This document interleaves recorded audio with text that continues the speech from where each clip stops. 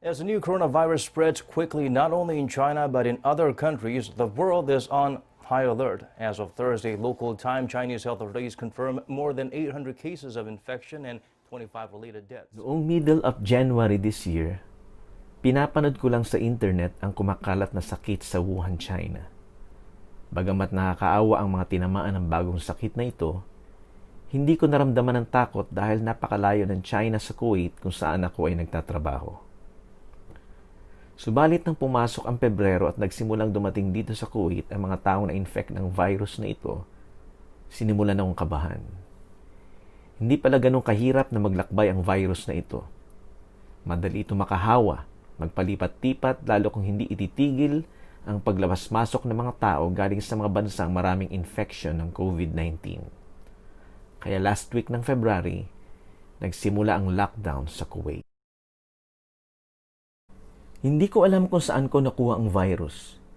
Bukod sa madalang na ang pasok sa work dahil sa lockdown, wala na ding gathering sa church at puro social media na lang nakikita. Isa pa, masyado ako maselan. Kapag galing ako sa labas, ay see to it na disinfected lahat ng dala ko at agad akong naliligo. Kaya ang ma-infect ng COVID-19 ay hindi ko inaasahan. Nakaramdam ako ng symptom noong April 28 after work. Well, hindi ko pa alam na symptom na pala yon ng COVID-19. Nung gabi na, pagkagaling ko sa trabaho, noong April 28, masakit yung mga joints ko, katawan ko. Akala ko dahil sa nagpo-push up lang ako kasi during lockdown, nag-exercise pa rin ako. Pero kakaiba siya eh. Para yung pag tinatrangkaso ka. And I feel feverish. Parang nilalagnat. Pero pag chinecheck ko naman ng thermometer, yung aking body temperature is within normal naman. Ganito ako for the past 3 days. Pero nung May 2, nung nag-check uli ako ng aking body temperature, kasi 37.5. Kaya the following day, nagpunta po ako sa doktor namin, yung regular doctor, kasi diabetic kami mag-asawa. At sinabi ko nga na nilalagnat ako. So, chinek nila. And that time, 37.9, medyo nagulat yung doktor. Binaba niya yung face shield niya. Tapos, without any investigation, hindi ako ginamitan ng stethoscope or whatever. Chinek lang yung temperature ko ng nurse. Nagreseta na kagad siya. Binigyan niya ako ng paracetamol, tapos antibiotics, throat spray para sa pagkatinan ng lalamunan. Sa gabi, hindi ka makatulog dahil sa sobrang katinan ng lalamunan. Hindi nga ako makatapos ng isang sentence. Hindi ka tulad ngayon, dire-diretso salita ko. Pero that time, talagang uubuhin ka. Masakit ang katawan, nilalagnat ka, on and off ang fever. And I've been like this for the past 6 days. Alam nyo, kung nagpipray ako ng intense noon, mas lalo ito. Talagang ginawa kong lahat. I'm resisting COVID-19 in Jesus' name. Marami nagpipray sa akin. Pero alam nyo, nung maubos ko na yung antibiotic na binigay sa akin ng doktor ko, tapos ganun pa rin ang pakiramdam ko. Nawalan na ako ng ganang kumain. And even yung sense of smell mo, alam mo, nabawasan eh. Kaya kinabahan ako. Kaya sabi ko sa wife ko, kailangan na natin ng tulong. Kailangan ko na ng medical attention. Kaya willing na ako magpa-swab test. I'm tired of being afraid. I'm tired of worrying. Kung meron akong COVID-19, kung positive ako, so be it. Alam mo, nilagay ng Lord na naalala kong verse ng mga time na yon, yung kay Job. Sa Job chapter 1, verse 21. Yung si Job, nung maranasan niya yung trial sa buhay niya, yung first wave ng trial, diba, nawala yung mga anak niya, namatay yung mga anak niya, tapos nawala yung mga properties niya. Ang sabi niya sa Job 1:21, half of the verse says, sabi ron, the Lord gave, the Lord has taken away, may the name of the Lord be praised. Sabi ko sa asawa ko, blines ako ng Panginoon dito sa Kuwait. Pero kung itong pangyaring ito ay ninuloob ng Panginoon na binabawi na niya, so be it. May the name of the Lord be praised. Hindi ako titigil ng pagpupuri at pagpasalamat sa Panginoon. Si Albert Antonio, isa sa mga frontliner dito sa Kuwait. Isa po siyang nurse na naka-assign sa mga COVID-positive patients at member din po sa church. Kaya tinawagan siya, kinontak na rin namin para dalhin ako sa Al-Sabah Hospital para magpa-swab test.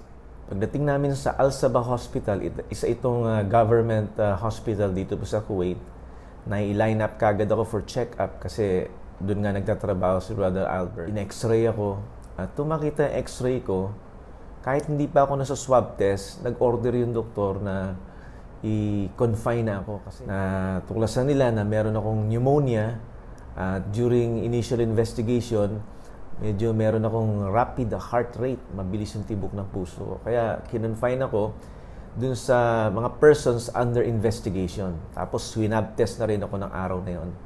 Pagdating namin dun sa room na naka-assign sa akin para sa mga persons under investigation, napaganda ng room kasi sarili ko, may sariling toilet, meron ka mang balcony. Napaiyak ako kay Brother Albert kasi kundi dahil sa kanya, hindi ako magkakaroon ng medical attention na katulad nun. Kasi hindi pa naman ako emergency case eh. Talaga nag-walk-in lang ako doon sa hospital para gusto kong makatiyak nga. Bakit ganun yung fever ko on and off? Nung lumabas na yung swab test result ko, alam nyo, yung unang naalala ko hindi yung sarili ko eh. Kasi alam ko yung pakiramdam ko, sabi, sa pakiramdam ko, I can overcome this eh. Ang unang sumagi sa isip ko ay yung asawa ko, si Sister Josie. Kasi the whole week na yon na masama ang pakiramdam ko, siya ang nag-aalaga sa akin. Talaga hindi niya ako pinabayaan. Nung maisip ko yun, yung malaman ko na positive ako, siyang unang sumagi sa isip ko. Pasalamat ko sa Panginoon dahil yung aking katawan nag-response doon sa medication na binigay sa akin.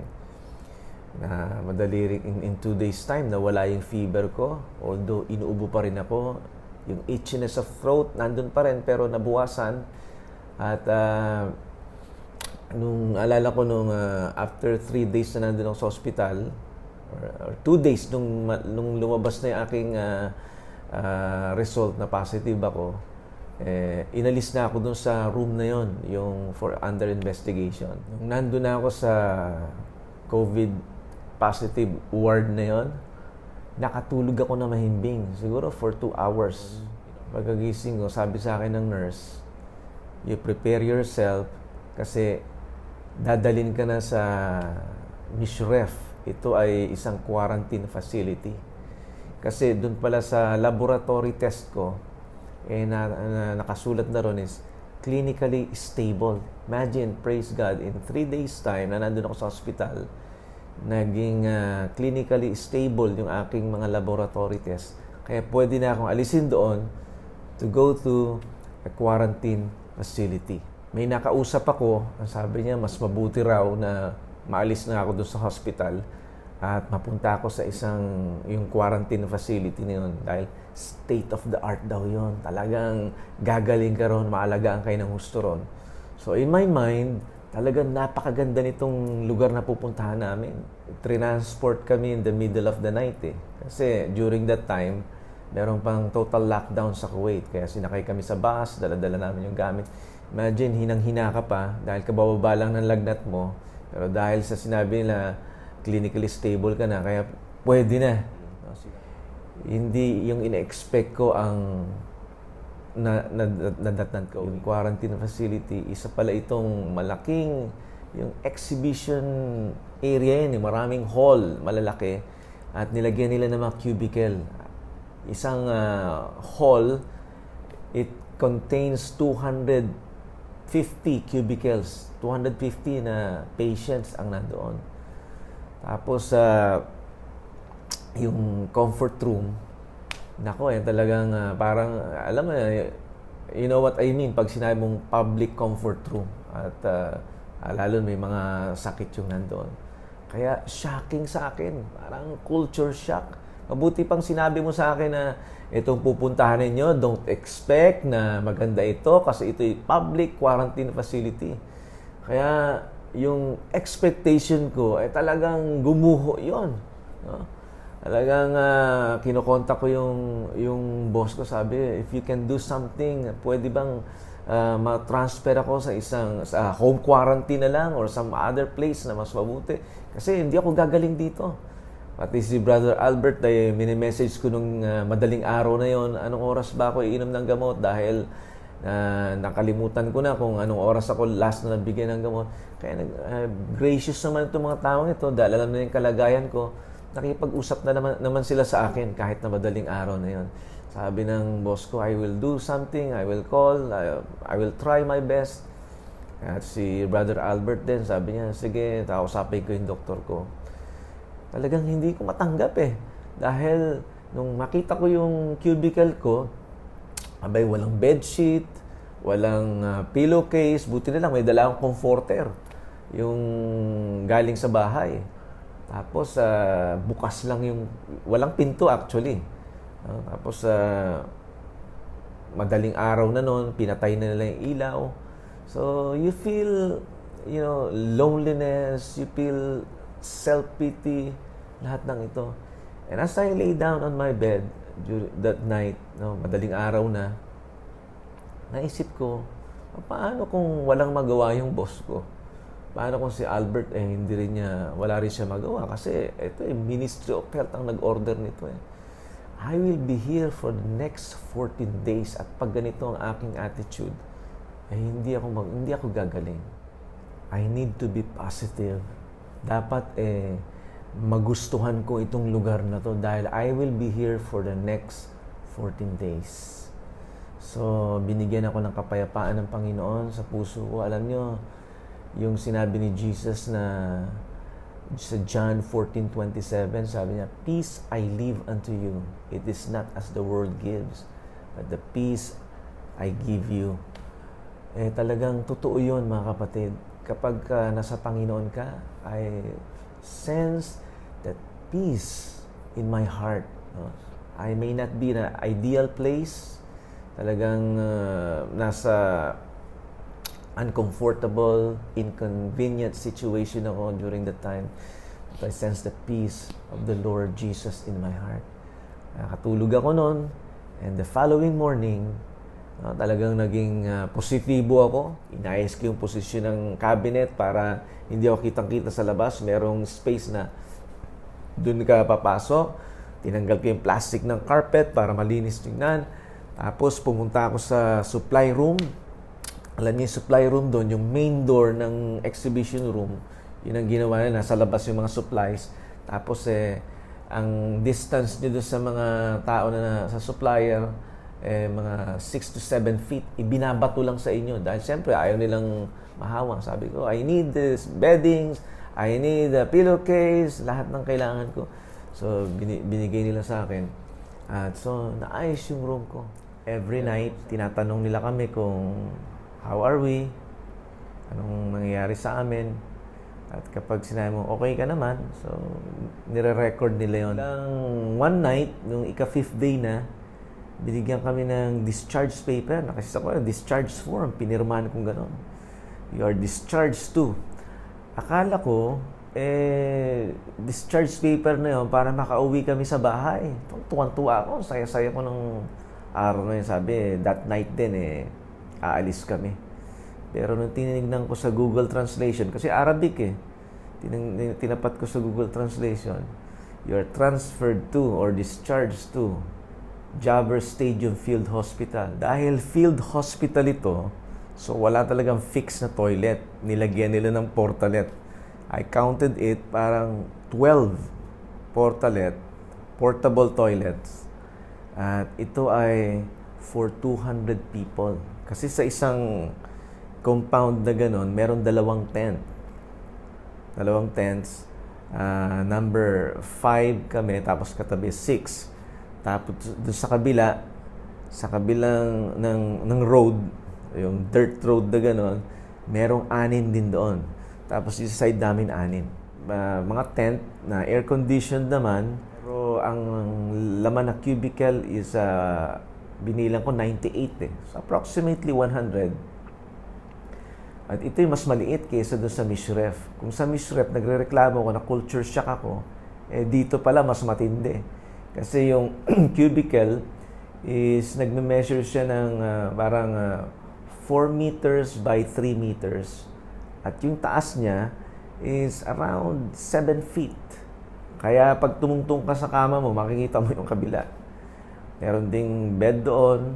Pagdating namin ay meron silang provided naman ng mga toiletries. Yung toilet doon kasi ang sukat lang niya is 1 meter by 1 meter. Tapos ang taas is about 7 feet. Nandun na ang toilet bowl, may maliit na sink, tapos merong washer doon, at nandun na rin ang shower. Imaginein mo. No? At dahil sa iba't ibang tao gumagamit, siyempre, makahirap, di ba? Wala kang magawa kundi, tanggapin yung mga bagay na yon. So I prayed that night, Lord, help me na ma-overcome ko itong negative thoughts na ito. But the grace of God, the peace of God, ay talagang nag-minister sa akin ng Holy Spirit that night para ma-overcome ko ang mga negative thoughts na yon.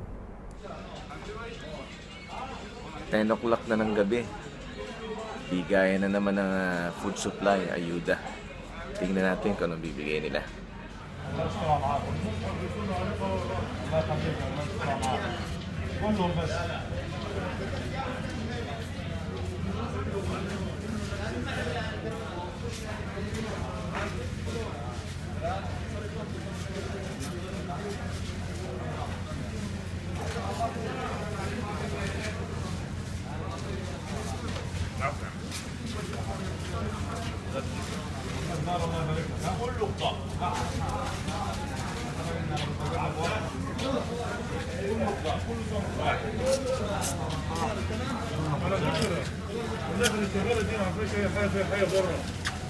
يقولوا لحمه ويقولوا دجاج هو وسط ما يعرفوش الثانيه هو اقسم بالله بيرموا مسعود شنو هذا مسعود؟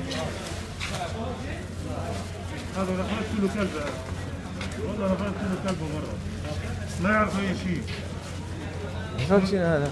دور يجي يقول لك لحمه يلاقي دجاج الحين يقول لك يا دجاج يلاقي يقول خضار يلاقي دجاج Hindi ko naintindihan. لا هم ما Pero وزعوا ang alam ko, pagkain to.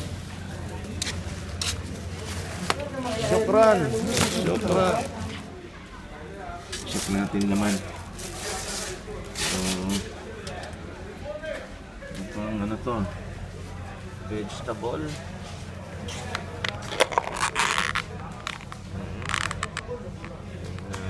Meron mga avocado paste.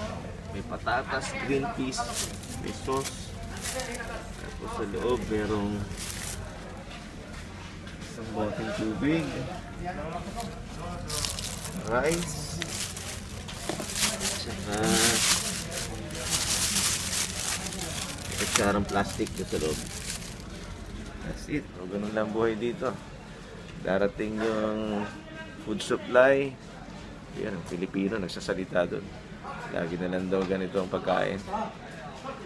Darating ng sometimes 10:30 to 11 ng gabi. Nagmas ako kasi lumabas ako eh. Tapos sa umaga naman, may dalawang tinapay sila binibigay. Mga bandang 10 o'clock yun. Tapos ang lunch, darating na ng alas 3 ng hapon. Hindi ko alam bakit gano'n ang timing nila. Siguro dahil Ramadan, o saka marami na siguro silang sinusuplayan. Pero, thank God, praise the Lord, at meron tayong kinakain dito. Narinig niyo yan? Kasi last day ng Ramadan na pala ngayon, at Eid na tapos na ang Ramadan. Kaya nagkakantahan na sila ng ganyan. Sana bukas masarap ang pagkain. Kasi ilang araw na kami ganito eh. Sana bukas may iba naman. Kasi celebration ng Eid nila eh. Anyway, thank God. Patulog na ako. Hindi ko alam ano bang date niya. May 23, I think. I lost track of time. Isa sa mga routine ko rito, pagka between 6:30 to 7:30 ng umaga, nagpapaaraw ako. Kasi nirestahan ako ng vitamin D, wala naman. Kaya natural vitamin D ng araw. Konting exercise, mga 20 minutes para magkaroon tayo ng fresh air. Fresh air nga ba ito? Dami nakasampay eh. Or tsaka para mapawisan. Kasi gusto nating ma-maintain yung health natin na sa quarantine para pagka check up uli, ready to go home. Okay.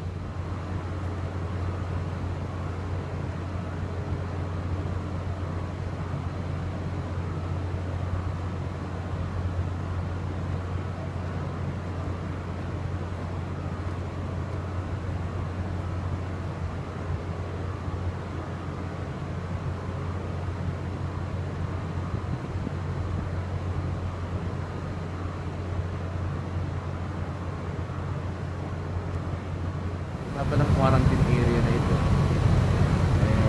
Ayan. Nilagay dito sa gitna ng desierto. Pero, air condition siya. Ayan yung mga outdoor exhaust niya. Tapos ito yung mga toilet. Tapos na ako mag-exercise. Kaya, naliligo naman ako. Yun nga lang, challenging yan. Kasi, 1 meter by 1 meter lang yan. Minsan mahina ang tubig. Pero okay na. Praise the Lord. It's importante. Si Jeric.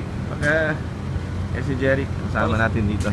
Tapos ka na mag-exercise? Tapos na. Nakakain na rin ako kaya maliligo na ako. Ako naman. Sige. Praise the Lord. Sarap ng pakiramdam. Nakapag-shower na. At nakaidlip na rin ako. Pagkatapos na mag-usap ni Mrs. At dahil nga first day ng Eid, merong mga binigay na konting mga sweets. Kaya thank you, Lord. Distribution na naman ng pagkain. Ayan, nagtatalo-talo naman yung Egyptians. Hindi mo alam kung ano pinagtatalunan nila. Samantalang meron namang food for everybody. Ayan. Araw-araw, every time na merong bigay ng pagkain, ganyan ang ginagawa nila. Tatalo sa pagkain, nagtatalo ng tubig. Ay nako, di maintindihan. Siya nakatakot, baka mag-riot eh. Kaya dito na tayo sa loob. Hanggat di tayo nakakalis dito sa quarantine area na ito, ay nako, hindi tayo masaya. Pray for peace in this place. In Jesus' name.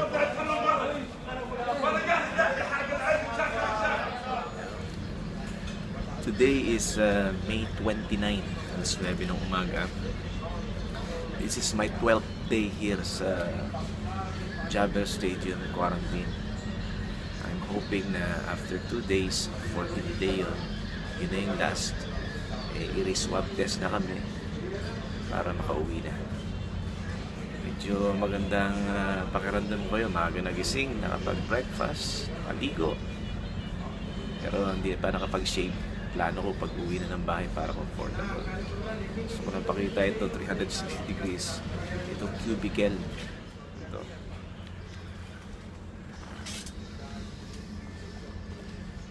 Medyo nilagyan ko ng kurtina para may privacy ako. Hindi nakita sa labas. Pasensya na kayo, maraming sinampay. Yan. Of course, ito yung bed. And those are my stuff.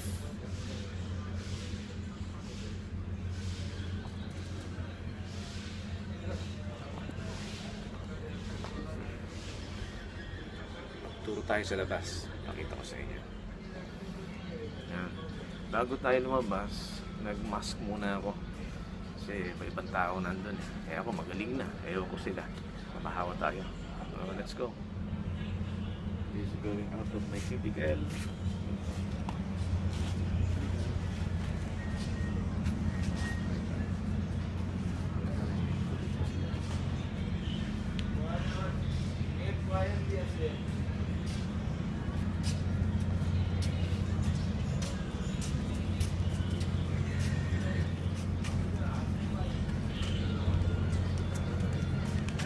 Diba? Ay, sorry.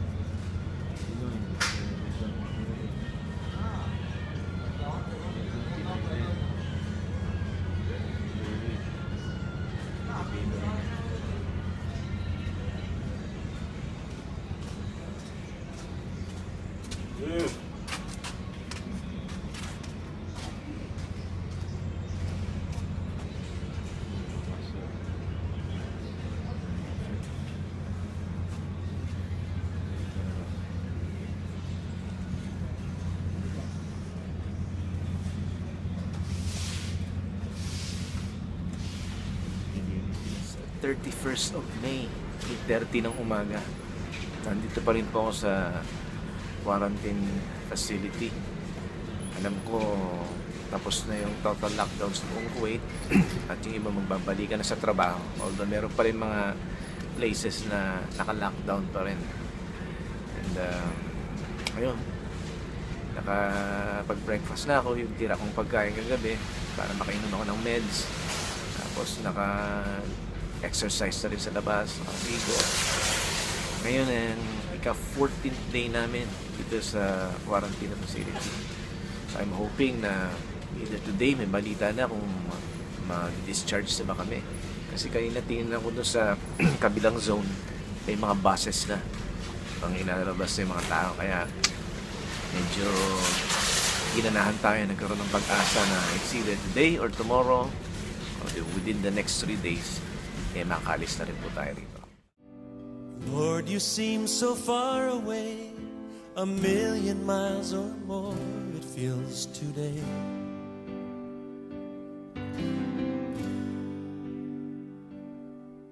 And though I haven't lost my faith, I must confess right now that it's hard for me to pray. Kapag na-infect ang isang tao ng COVID-19, Kristiyano man o hindi, pumapasok ang mga negative thoughts sa iyong isipan. Self-pity, anxiety, and even depression. Kaya being a believer of Jesus Christ, the reason I've overcome all of this is first, His grace that is sufficient for me and my situation, yung akin pong strong faith in God, and I have expressed this in worship, prayer, and reading of His Word. Alam kong lubha kong kailangan ito, lalo sa mga panahong katulad nito. I will sing, I will pray, even in my darkest hour, through the sorrow and the pain. I will sing, yes I will, I will raise, lift my hands to honor you, because your word is. Another bright side sa trials na dumating sa akin, I've met fellow Filipino patients in quarantine area. At one of them is Jeric. Nagkaroon ako ng opportunity to share the gospel to him, and praise the Lord, tumanggap siya sa Panginoon. Today, kahit discharged na po kami sa quarantine, nakita pa rin kami para ibigay ang Bible na ipinangako ko sa kanya at simulan ng Bible study through social media kasama ang kanyang asawa. Today is June 3, Wednesday, 6:30 ng gabi. Medyo masaya po mga tao ngayon kasi kanina kinuha na yung civil ID details namin bawat isa at pinadala sa ministry at ang sabi nila sa Friday ng gabi and then we're going home.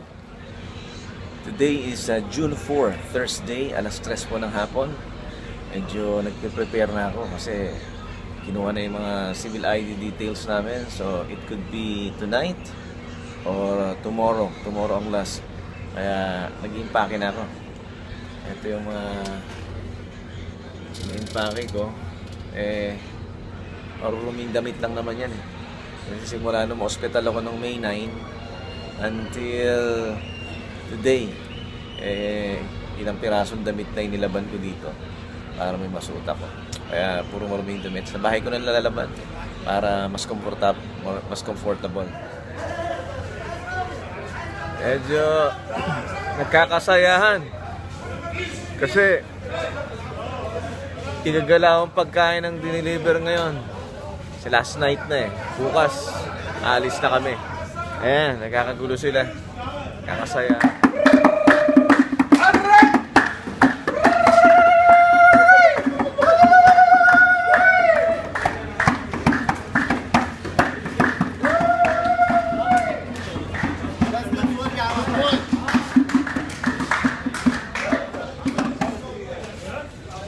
Nagkakasayahan na kasi last day na ngayon, paalis na mamaya eh. Ito mga masre, pasikat.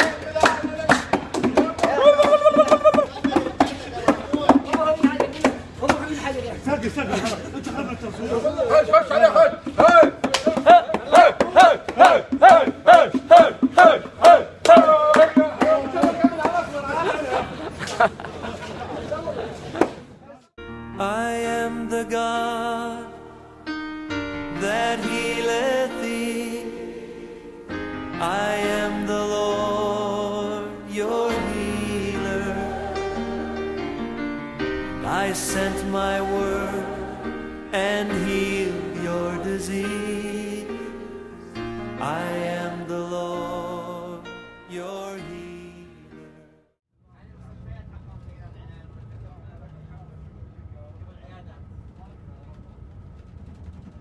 Walang pagsidla ng kasiyahan na nadama ko ng gabing iyon. Finally, after spending 24 days in a government quarantine facility, na-discharge na din kami. Sabik na ako na makauwi ng bahay, makapiling ang aking asawa, at mamuhay muli ng normal. Nag-message ako ng pabiro sa mga nakatira sa villa na magtago na sila kasi darating na ako. Subalit ang mga sumusunod na pangyayari ay hindi ko inaasahan. Welcome back! Welcome back!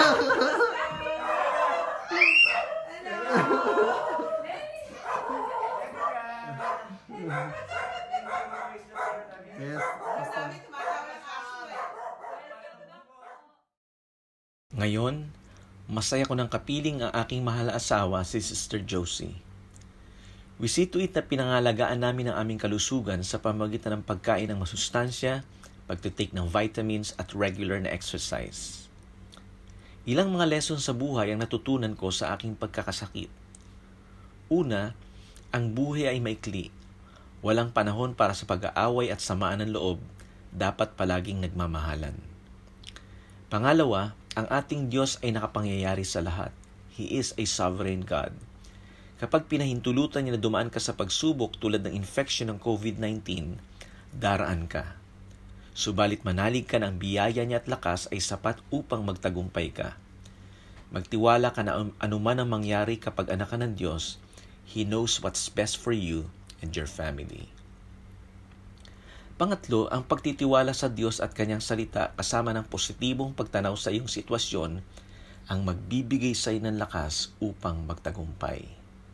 Panghuli, sa panahon ng iyong pagkakasakit, ang iyong pamilya at mga kaibigang tunay na nagmamalasakit ang paghuhugutan mo ng lakas. Lord, I come before your throne of grace. I find rest in your presence and fullness of joy. In worship and wonder I behold your face, singing, what a faithful God have I. What a faithful God have I. What a faithful God. What a faithful God have I. Faithful in every way.